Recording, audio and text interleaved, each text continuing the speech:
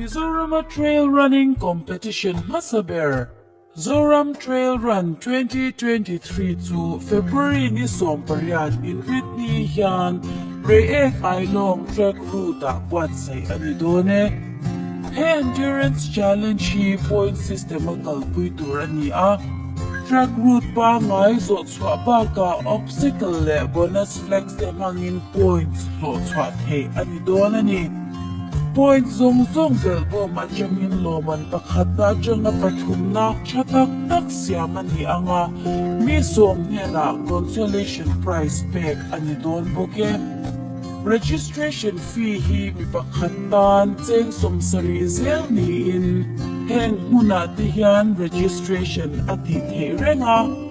tin heng mun panrem chang lo te tan hian all for sport decathlon app downloading online registration and decline po in atitiyet.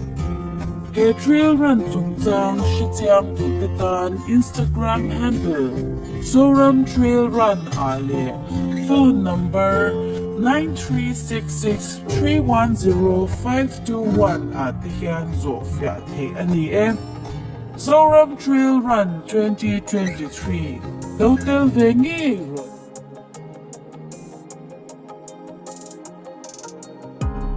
MZP Chairman yan Lungawilo MZP Chairman yan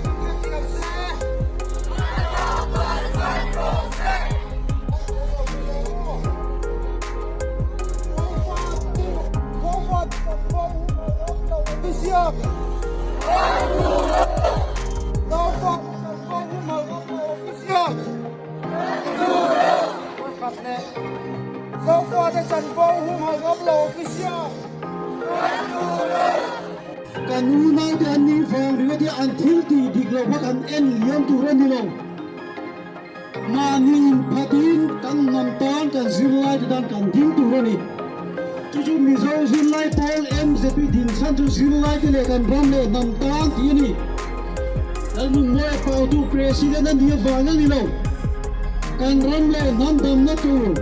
nam turna kan right cha kan digna cha kan dine tur tan chuan voinia ke kan pe na huai sen ta ka to kan theng na mi ngai ni